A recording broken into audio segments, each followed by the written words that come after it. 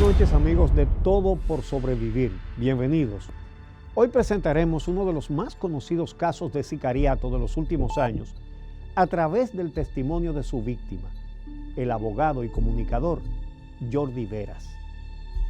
El condenado autor intelectual Adriano Román es un multimillonario de Santiago que a lo largo de su vida se ha visto envuelto en varios intentos de asesinato, incluido el de su ex esposa Miguelina Llaverías.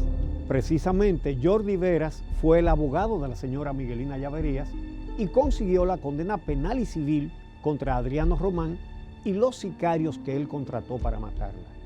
A pesar de esto, Jordi nunca pensó que él también podía convertirse en blanco de Adriano Román. Miguelina Llaverías, que era la esposa de Adriano Román, se habían separado y en el año 1977 él la invita a su finca y en esa finca la tortura, incluso con aparatos mecánicos, y pone a trabajadores, a peones, a abusar de ella también. En aquella ocasión salió indemne porque gobernaba Balaguer, sus abogados estaban pegados en el gobierno de Balaguer y no sufrió ninguna consecuencia. Pero en el 2005 él paga para que maten a Miguelina Llaverías. Le disparan, le hacen un disparo a quemarropa en la cabeza y ella se salva. Entonces, ese es el caso que tú como abogado asumes. Correcto. La representación de la víctima, que era la señora Miguelina Llaverías. Es así. En el desarrollo de ese juicio, ¿tuviste confrontaciones directas con él? ¿Él te dijo algo? No, yo lo que pienso, Uchi, el tipo de persona que es Adriano puede acumular odio hasta por un comentario que tú hagas. Ahí hubo perversidad. No de todos, pero hubo perversidad. Incluso de abogados propios que podían decirle: es Jordi que te tiene aquí. Es Jordi Veras que no te permite salir. Entonces, pienso que desde ahí comenzó también a personalizar. Evidentemente yo era quien llevaba el caso, conjuntamente con mi prima y socia, María Alejandra, hija de Susi Pola. Pero evidentemente quien daba la cara por lo regular, en juicio, en plenarios y todo, era quien les habla. Y pienso que también eso comenzó a calar en la mente de Adriano. Pero lo importante para él, desde su punto de vista, era que yo era la persona que lo retenía preso y también estaba atentando contra su dinero. Que ha sido siempre el motor de sus crímenes, ¿no? Todas las veces que se ha vinculado a Adriano a crímenes es por asunto. El único es el caso de Miguelina. Entonces, todos los que han estado vinculados a él, el caso de su hermano, Pablito Román, que él mismo intentó asesinar a su hermano. Él mismo. Por eso fue que él cayó preso. Por eso cayó preso. Entonces, el caso también de quien te habla, ya con el caso llevando el caso de Miguelina, una vez se da el caso de la indemnización, porque ya él estaba preso. Sí. No era por el hecho solamente de estar preso, era el hecho de saber que Jordi Veras y Miguelina Llaverías le habían hecho cobrar la suma de indemnización que le correspondía a Miguelina por el hecho causado. El dinero ha jugado un papel importante en todos los actos que él ha cometido. Tú conseguiste una sentencia de indemnización a Miguelina Llaverías. Sí. ¿Cuál fue el monto de esa indemnización de acuerdo con la sentencia que se emitió? En esa oportunidad se le consiguió, fue condenado, cada uno fue condenado a 5 millones. Cada uno de los demás imputados conjuntamente con Adriano. Ajá. Entonces, de acuerdo a un artículo... Sí, los autores materiales. Los autores materiales, de acuerdo, y también parte de los que participaron en él. De acuerdo a un articulado, precisamente del Código Penal, del artículo 55, que habla de la solidaridad cuando hay asociación de malhechores, tú puedes, en este caso, al que es solvente, puedes cobrarle lo que le corresponde a los demás de manera solidaria. Entonces, ¿cómo la sentencia fue cómo? La sentencia ¿Eran fue cuántos? eran 4 condenados. Eran 4. ¿Y cuál fue la sentencia? En este caso, fueron condenados cada uno a 5 millones y la sumatoria de los demás imputados, conjuntamente con Adriano, sumaba 25 millones. Y en eso se basó la sentencia. Y ese fue un alegato tuyo en el tribunal. En el tribunal, en el aspecto civil, porque la sentencia decía, sí, claro, 25 millones en total, ¿verdad? Sí, en total. Sí. Entonces, lo que uno hizo a nivel de la jurisdicción civil, ya con los embargos hechos previamente, fue utilizar esas disposiciones legales que establece la ley y entonces hacer la cobranza, evidentemente, por los 25 millones, en virtud de esas sentencias. ¿Los pagó? ¿Los tuvo que pagar? Sí, los tuvo que pagar. Los tuvo que pagar. En vista de los antecedentes de Adriano Román encargando crímenes, ¿tú tenías alguna aprehensión o tú estabas tranquilo? En el ejercicio que había llevado hasta ese momento, nunca creí que tuviese que tener preocupación de andar armado o de que alguien atentara contra mi vida. Entonces, en mi mente, quizás ingenua podemos decir, nunca creí que Adriano Román pudiese atentar contra mí. Siempre mi preocupación era Miguelina Llaverías. Incluso, ella puede dar fe y testimonio, que en muchas ocasiones yo le decía a ella, cuando terminemos este caso, si Dios lo permite, tienes que irte del país o buscar una forma en la que tu seguridad y tu tranquilidad sea lo primero. Y nunca pensé que de mi parte hubiese tenido que tomar acciones de seguridad o de prevención contra este señor. El atentado contra ti es el 2 de junio del 2010. ¿Cuándo salió esa sentencia? Esa sentencia salió precisamente el mismo día del atentado, el 2 de junio del año 2010. Pero yo me imagino que ya ustedes sabían que existía la sentencia. Sí, sabíamos que la sentencia... O ya había sido dictada en sala, ¿verdad? Ese es el hecho. Todavía no sabíamos nosotros que esa sentencia iba a salir en esa fecha. Pero sabían que esa era la sentencia, ¿no? Sí, evidentemente. Y él lo sabía también. Es posible porque simplemente tú puedes averiguar, puedes ir mandar emisarios, cuándo va a salir esta sentencia y tú puedes ir sabiendo cuándo va a salir una sentencia determinada, no importa cuál sea. Pero en ese momento nosotros no sabíamos que la sentencia saldría en ese momento.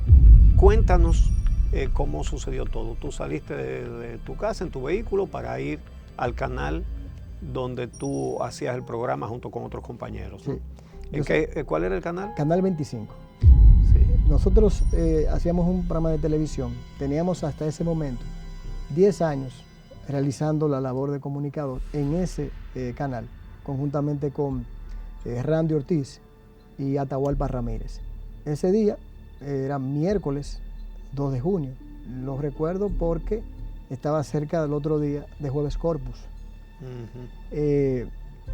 Yo salgo como lo hacía todas las mañanas, salí cerca de las 6 de la mañana, el programa comenzaba a las 6:30, ya iba un poco retrasado ese día, pero generalmente no hay mucho tránsito en ese momento. Cuando tomé las carreras y al tomar las carreras y tomar la Guzmán Fernández, voy a llegar a girar lo que es la 16 de agosto, pero que ahí hay un parque ya donde está la catedral que impide bajar vehículos hasta ese lugar, pero uno puede girar a la izquierda. Yo tenía el vidrio bajo, porque como tenía los vidrios un poco ahumados, a veces la visibilidad no era muy buena. Entonces yo bajé el vidrio hasta ese momento, lo subo en el instante en que voy doblando hacia el canal. De haber mantenido el cristal bajo, evidentemente que eso hubiese sido fatal en ese momento. Cuando subo los vidrios, que ya estoy acercándome al parqueo, yo me detengo porque veo a Randy que ya está en el parqueo ya y se está poniendo su saco. Y yo estoy esperando para entrar y parquear. Tan pronto yo puse las dos gomas de mi vehículo, en la jipeta, ahí yo lo que ¿Cuando escuché, pusiste la goma, dónde? en el parqueo, a la entrada. Okay. La puerta ya estaba abierta. Tan pronto yo puse las dos gomas delanteras, yo lo que escuché fue bam, bam.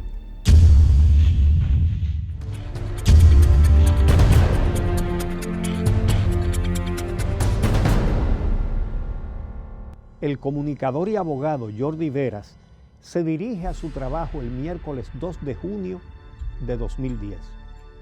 Cuando llega al parqueo del canal de televisión, un sicario se le acerca a su vehículo y le hace 2 disparos a quemarropa que impactan en su cabeza. Así recuerda Jordi ese trágico momento. Tan pronto yo puse las dos gomas delanteras, yo lo que escuché fue bam, bam. Pero yo no atiné todavía a saber qué había pasado. Si tú me preguntas, ¿tú sentiste algo? No. Lo que sí sentí fue como si con un pito, te sonaran el pito en el oído. Te queda un sonido estremecedor, una cosa terrible. Fue tanta la desorientación que el vehículo mío es automático. Yo lo tenía en D, evidentemente. En mi mente, yo creo que el vehículo va hacia atrás, pero el vehículo siguió hacia adelante, como es normal. Yo siento que choca, pero yo no tengo las manos en el volante ya. Cuando el vehículo yo siento que se detiene, es como si en ese momento yo no estuviera ahí. Si tú me preguntas lo que yo puedo, para que la gente pueda entender, ahí yo oigo de afuera, como si yo estuviese en otro lugar. Le dieron a Jordi. Entonces yo estoy así y estoy intentando mover mi cuerpo, pero yo no puedo mover el cuerpo. Yo estoy totalmente inmóvil. Me miro hacia abajo, la mano, para ordenar que la mano se mueva o tan solo un dedo. Nada. Yo decía, Dios mío, ¿qué es lo que ha pasado? Entonces ahí yo veo que me cae sangre, pero yo estoy como el que está inmovilizado. Ahí yo, no sé si fueron segundos, fueron minutos, yo siento que ya por la voz de la gente afuera, que son tiros. Y entonces yo siento que estoy muriendo. ¿Por qué lo digo? Yo empecé, es como si tú estuviese pasándote una película frente a tus ojos, de tus hijos.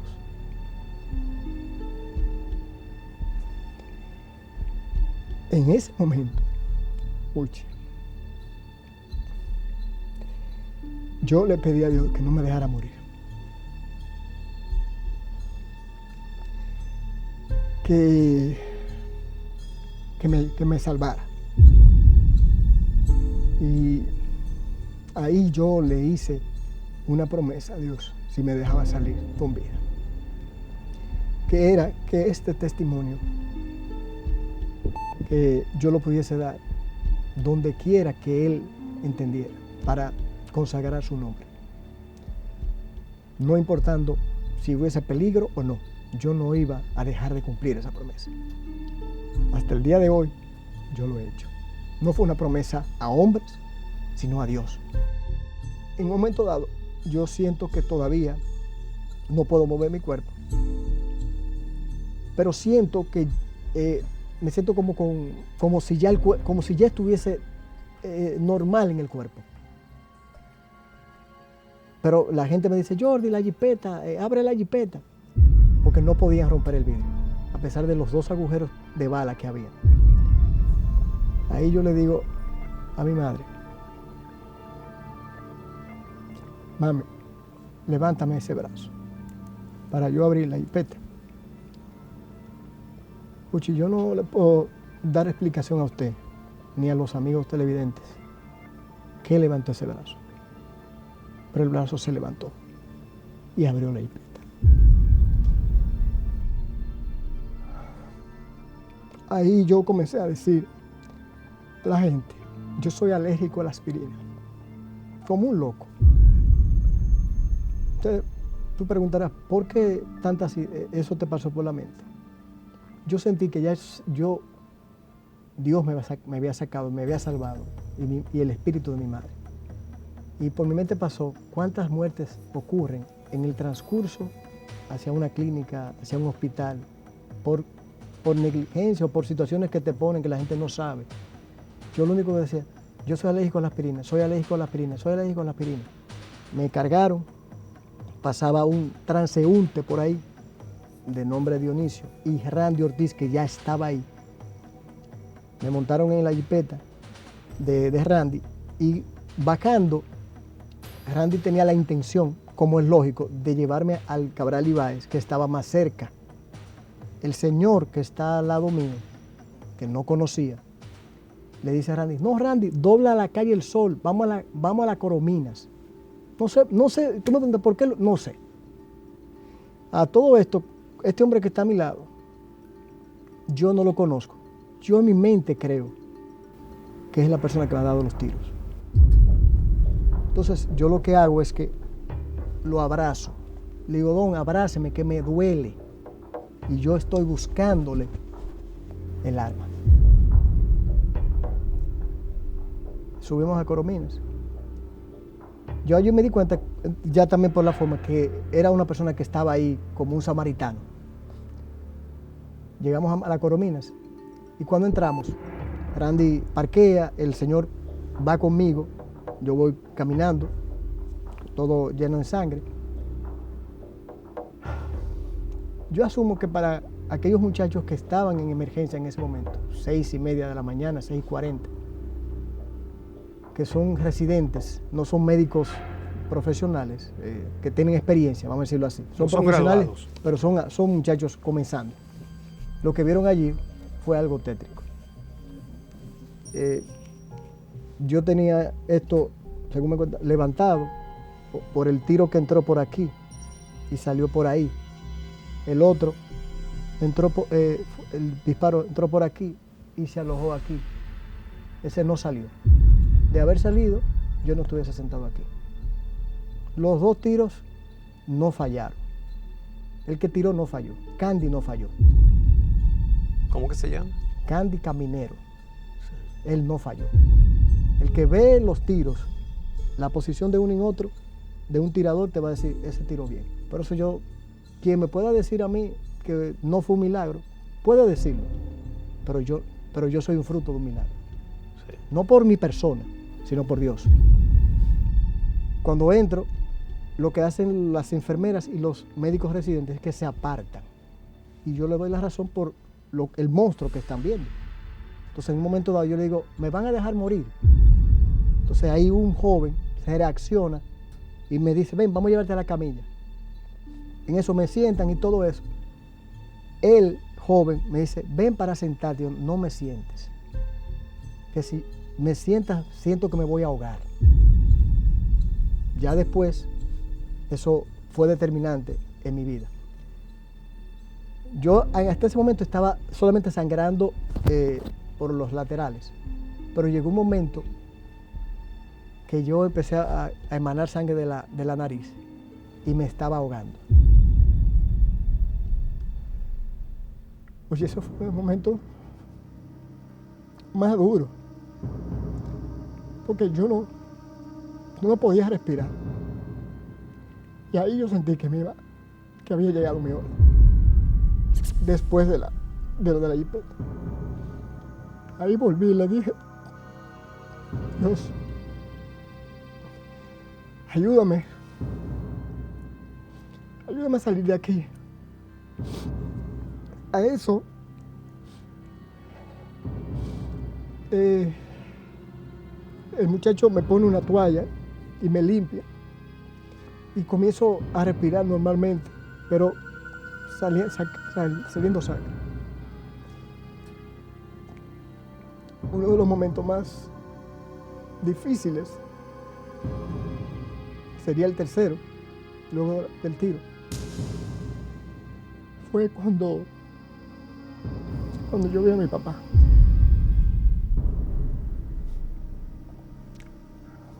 A lo lejos, yo estaba en la camilla y él estaba entrando en emergencia. Yo no sabía cómo yo estaba físicamente, yo no me había visto en un espejo. Pero yo sí sabía. Cuando yo vi a mi papá, un hombre que ha pasado por muchas cosas, cuando yo lo vi y él me vio, él hizo esto. Ahí yo sabía que yo estaba mal.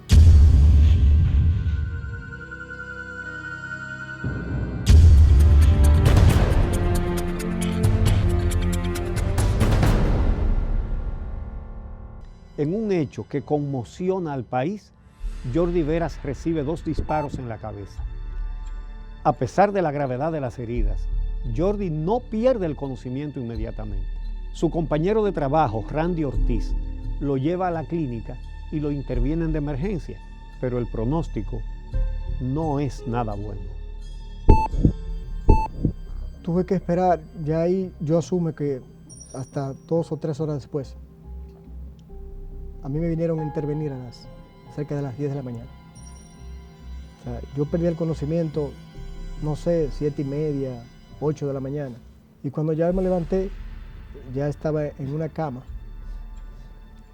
Cuando te despertaste, no te levantaste. Sí, cuando me desperté, exacto. Estaba en una cama. Lo primero que hice fue dar las gracias a Dios.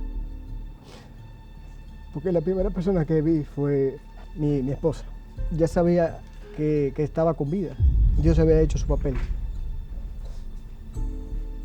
Ya después de eso, lo que me cuentan, mi esposa, yo me sentí con un parche en el ojo derecho. Asumía que era por uno de los tiros. Le pregunté a mi esposa que cuándo me lo quitaban. Yo no, hay que esperar que los médicos digan. Evidentemente, ella sabía algo que yo no, ella sabía ya todo, no me quería en ese momento hablar de ese tipo de cosas. Sí. Ella me dice que cuando me entraron al quirófano, el médico le dijo a ella y a mi papá, vamos a tratar de salvarla. No es seguro. Cuando termina la operación, ese mismo médico, don Pedro Guzmán, conocido en Santiago, le dice a mi esposa, mira, él está bien, ya él está con vida, pero él va a quedar ciego. El ojo derecho perdió la visión y el izquierdo no reacciona. Cuando me sacan, me van llevando por el pasillo, eso me lo contó mi esposa porque yo no lo sé, no lo recuerdo y estaba durmiendo. Me llevaban por el pasillo hacia la habitación. Cuando yo paso por debajo de unos reflectores de la luz, yo hice así. El médico se da cuenta y le dice a los otros, vamos para atrás. Él reaccionó a la luz. Entonces le dice a mi esposa, vamos a entrar de nuevo al quirófano. Entonces ahí me entran de nuevo y vuelven a intervenirme utilizando cortisona.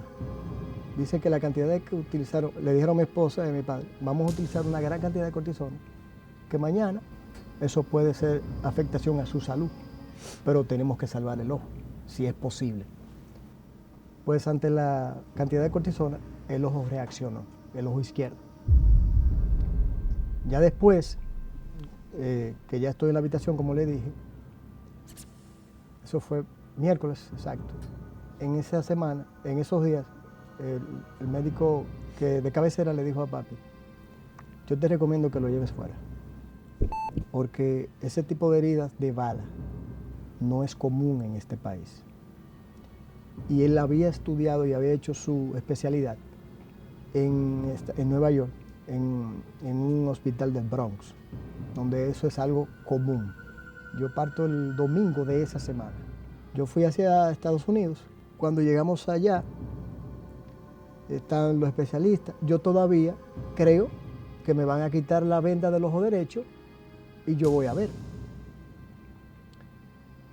Llegamos a ese especialista conocido, referido desde aquí, y él empieza a explicar, me empieza a ver que esto. Entonces fuimos con unas imágenes que había hecho el doctor Esteves de Santiago, para que el médico norteamericano entendiera lo que había pasado conjuntamente con los análisis y documentos.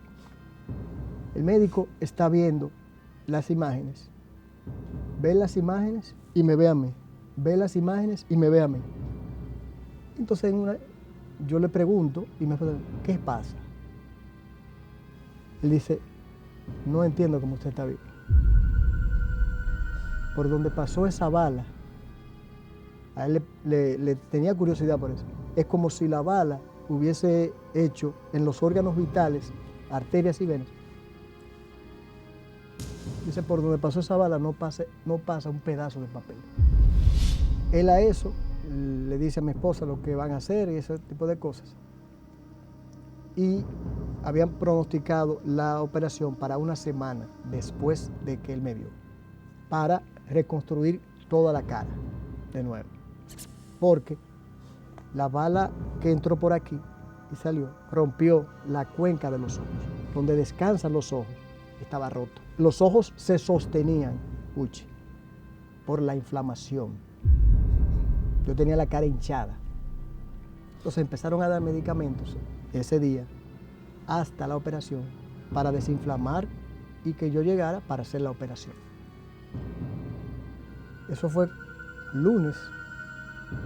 Y como durmiendo el martes, cuando yo me levanto, mi esposa me ve, ella se asusta, pero no me lo da a demostrar. Y me dice, yo voy a llamar a tu hermano, que es médico, Jochi, que había ido conmigo también. Y yo veo que empiezan a hablar y dice, tienes que cambiarte. Yo, ¿pero qué pasa? Cámbiate, que vamos al médico otra vez. Resulta que yo me había desinflamado. Y el temor, porque él se lo había advertido, era de que literalmente, porque posiblemente que los ojos salieran, porque los ojos no tenían en qué descansar, porque las cuencas estaban rotas. A eso vamos a la clínica. Cuando yo pensaba que era ver a un médico para otra cosa, ahí me dicen, te vamos a operar otra vez. El resultado final, te quedó la visión de un ojo, perdiste la visión del otro ojo. Tú lo has explicado, tienes dolores en el cuello y todo esto, pero estás vivo. En algún momento dentro de toda esa situación, ¿tú pensaste de dónde venía ese hecho contra ti? Al principio no. O sea, el primer día, evidentemente, fue todo tan rápido. Sí. Evidentemente que cuando sucedió el hecho, sí habían, por ejemplo, el caso de mi papá, el caso de las mismas autoridades que habían llevado el caso junto conmigo, fiscales, sí ya asumían de quién se trataba, quién había atentado. Pero evidentemente yo ya vine a pensar en eso días después. Yeah. Porque, como te dije, yo no tenía la mente de que a mí me fuera a cometer un atentado, porque yo no había actuado incorrectamente. Porque tú me dices a mí, Uchi, no es que Jordi se dedicó a robar a un cliente, a estafar a Adriano, pero ni el propio Adriano, ni nadie en Santiago puede decir que el ejercicio de Jordi Veras ha sido ilegal e inmoral y antiético. Porque muchas veces tú puedes hacer un ejercicio que sea legal, pero no ético. Sí. Son dos cosas distintas. Pero yo he ejercido de manera ética, moral, legal y responsable en todos mis hechos. Nunca pensé que a mí me iban a hacer un hecho por un ejercicio de la profesión.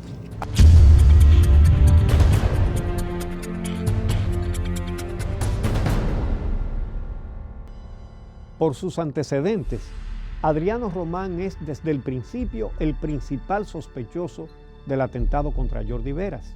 Pero la trama se descubre cuando, por otro caso, la oficina de uno de los implicados es allanada por la policía y encuentran en ella datos sobre Jordi Veras. Las autoridades recuperan una grabación hecha por los mismos sicarios de una conversación en la cárcel con Adriano Román después de cometido el atentado. Adriano Román se negaba a pagar la totalidad del monto acordado con los sicarios porque Jordi Veras no había muerto. Entonces deciden grabarlo para tener pruebas con qué extorsionarlo. Esta grabación es presentada en el juicio. Las cosas no son tan fáciles, y además como está la calle, que hay muchos militares, muchas cosas, muchos policías. Yo lo que sé es que ellos van a resolver, y yo se lo prometo que ellos van a resolver. No, pero mientras tanto no. No, porque yo no me comunico con ellos, compadre. Pues ya tú sabes que No. eso está... No, cuando yo me... Ese es el problema de ustedes. No, problema mío no, Sí. problema de los dos. Cuando yo me comunique con ellos... Pues yo te lo dije ayer, ya yo te lo había vestido. Ya yo te lo había vestido, no es la primera vez. Ya yo te lo Sí, había pero usted me- vestido. usted- No está poniendo esto. usted me dio una Tú me prórroga. estás poniendo esto como lo de domingo. Yo te lo dije. Pero usted me dio una prórroga. Tú me estás poniendo esto como lo de domingo. Mañana, y pasaron 8 meses y no hiciste nada. Ninguno de esos abogados está preparado para resistir lo mismo que yo he transitado durante 4 años, porque yo no se lo deseo ni al peor que ha mencionado una palabra sobre mí, ni a Kendi que tiró el tiro, ni a Moreno que lo acompañaba, ni a Zavala que lo esperaba, ni a Adriano que pagó 1.500.000 pesos. Esto que ustedes ven aquí, eso que ustedes ven en el ojo derecho, es una prótesis. Yo no tengo ojo. Ahí te viste en otro caso contra Adriano Román, ya el caso tuyo. Ese caso tiene bastante tiempo en los tribunales. ¿Qué tiempo tiene? Eso fue en el 2010, estamos en el 16. Fíjate, ¿Qué es Uchi. lo que demora tanto ese caso? Uchi, a veces uno tiene que pasar por situaciones para ver debilidades de instituciones o de seres humanos. En el caso de quien te habla y de mi familia, en instrucción, 1 año, 14 reenvíos. Si eso no es un récord, búscalo. En primer grado, 1 año y 4 meses, 34 reenvíos. Si eso no es un récord, búscalo.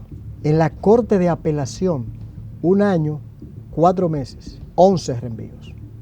Si eso no es un récord, búscalo. Ya van 100 más o menos entre los tres. No, van 60, casi 50 reenvíos, entre todos. No ha sido culpa del sistema judicial. Yo no puedo decir que los jueces o el material humano de Santiago ha sido el responsable de esos reenvíos. Y te voy a explicar a ti y a los amables televidentes por qué. ¿Cómo un juez puede impedir que un abogado privado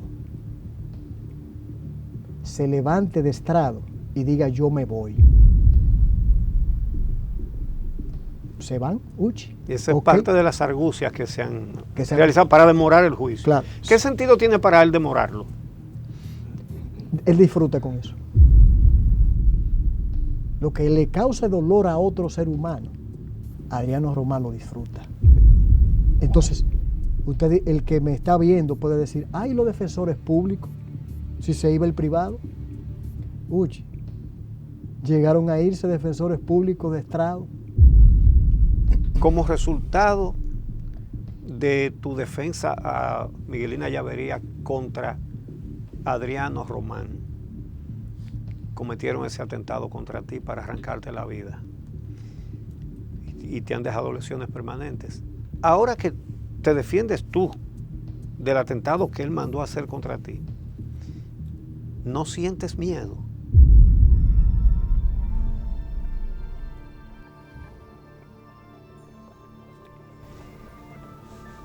Fíjate, Uchi. Es una pregunta que siempre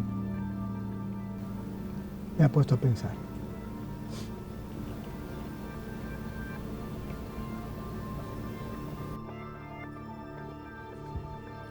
yo no vivo con miedo por mí.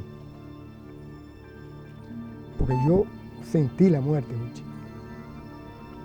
Yo estuve en la muerte. Y hoy, lo que hoy tú ves, que hoy puede la gente decir, Judy está bien. A yo no le pasó nada. Ha sido el fruto de la fe. Yo duré 4 años, Uchi, sin trabajar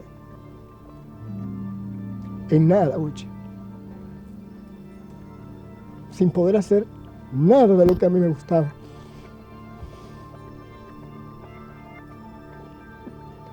El único temor que yo tengo en mi vida es por mis hijos. Que no se pueden defender. Que han tenido que vivir esta vida.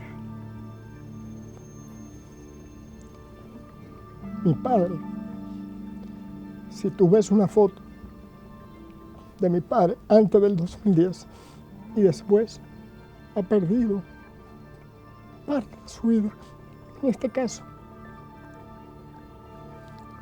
Algo no buscado, Uchi. Mi padre ha perdido parte de su vida en este caso. Mi familia ha tenido que estar viviendo con miedo. Aunque yo tenga esa fuerza para seguir adelante. Pero, ¿cómo tú proteges todo poniéndolo en una burbuja? Cuando tú tienes que hacer de todo, o cuando tú no estás todo el tiempo con ellos. Tu temor indica que tú entiendes que es posible que Adriano Román vuelva a hacer lo que ha hecho varias veces. Totalmente. ¿Tiene la posibilidad? Controla, Rafael. ¿Controla la cárcel? Sí. ¿Cómo así? Él hace de todo.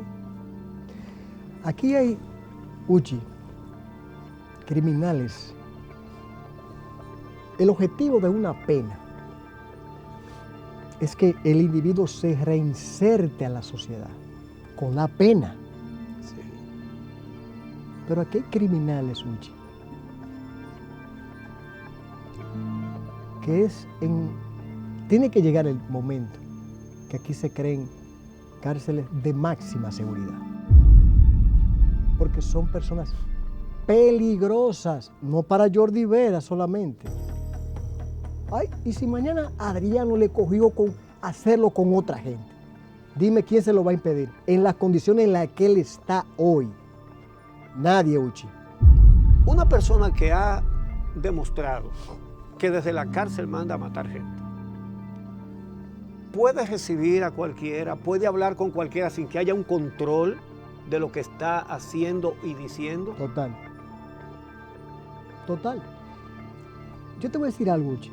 Usted puede garantizarle los derechos humanos y todo lo que usted, integridad, todo lo que establece la propia Constitución. Pero usted tiene que tomar de alguna forma mecanismos de control, como yo te digo, contra presos o criminales que se ha demostrado que son peligrosos. Peligrosos. Aquí hay gente que, no solamente verano, que tiene aparatos de sicariato. Uchi, yo quiero matar a fulano, míralo aquí, desde adentro. ¿En qué estado está el proceso en este momento y cómo tú ves el futuro? Bueno, el proceso, ya la Corte de Apelación Penal de Santiago dictó sentencia, ratificó en lo penal, redujo en lo civil, y ya hemos conocido que se han dado recursos de casación.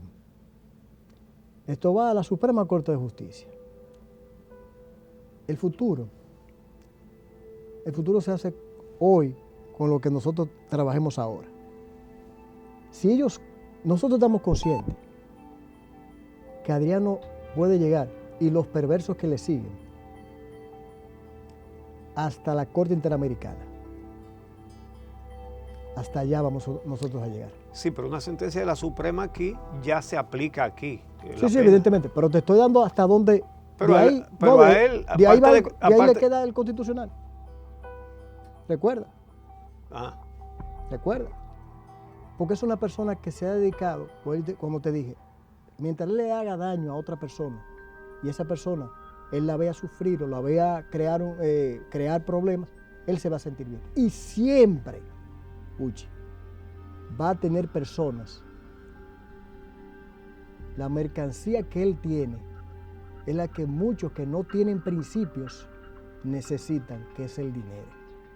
Y mientras eso suceda, si él tiene que llevarlo hasta el constitucional, él lo va a hacer. Y nosotros, con Dios delante, y si estamos vivos, ahí estaremos. Después de todo lo vivido, ¿cuáles son los sentimientos de Jordi Veras hacia el hombre que pagó por su muerte?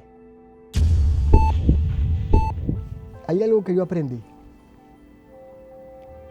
en estos años en los que te decía, no tenía trabajo, no podía trabajar, porque venían operaciones tras otra y recuperación.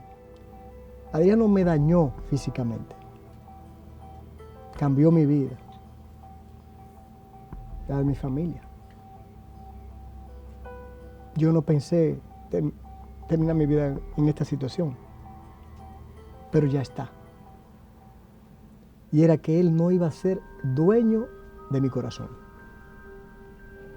Si yo permitía que el odio, la venganza, se adueñaran de mí, entonces Adriano iba a ser dueño y yo esclavo del odio de Adriano. Y yo hoy soy una persona que te puedo decir,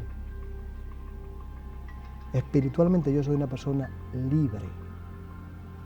Yo río, yo disfruto con mi familia, yo disfruto con amigos, yo disfruto la vida minuto a minuto, porque no sé cuándo será. Pero yo no le tengo así ni a Adriano ni a los otros 6. Nada de odio, nada de venganza. Fueron muchas personas que se acercaron a mi papá, de gente que mi papá había defendido, sin conocerlo, sin cobrarle un centavo en los 12 años de Balaguer, que le dijeron, negro, esta es la hora de pagar. Nos vamos por la justicia. Porque si hubiésemos actuado como actuó Adriano contra nosotros, ni tú, ni los que están aquí, ni el país hubiesen tenido ninguna visión como familia, simplemente que éramos un grupo de tigres que hubiesen mandado a matar a Adriano o a los otros 6.